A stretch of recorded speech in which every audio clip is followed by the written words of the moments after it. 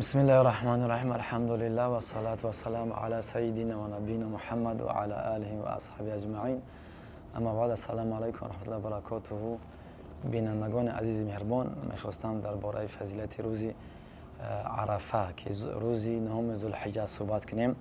این روز عرفه یکی از بهترین و برترین و با فضیلت ترین روزها است در دین مبین اسلام، که بخصوص در این روز پیغمبر دلسوز مهربان ما شما تاکید کردن به روزه گرفتن این روز که میفرمایند که قال الله صلی الله علیه و سلم، که حدیث پیامبر صلی الله علیه و است: صیام یوم عرفه یکفر السنه الماضیه والباقیه.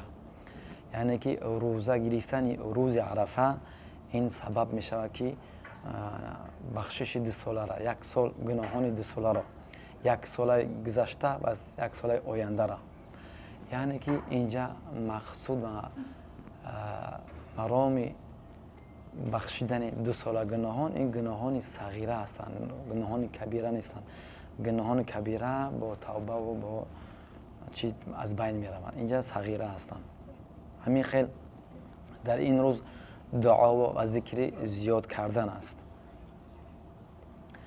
و بهترین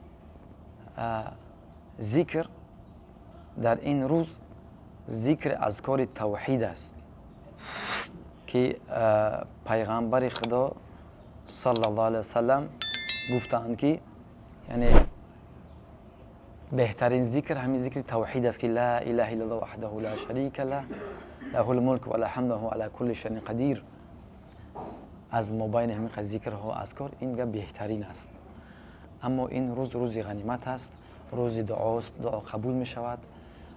ذکر و دعا را بسیار گفتن در کار است. بخصوص در این روز برادرای مظلوم و خواهرای مظلوم فراموش نکنید، در حق فلسطین هم دعا کنید. السلام علیکم و رحمت الله و برکاته.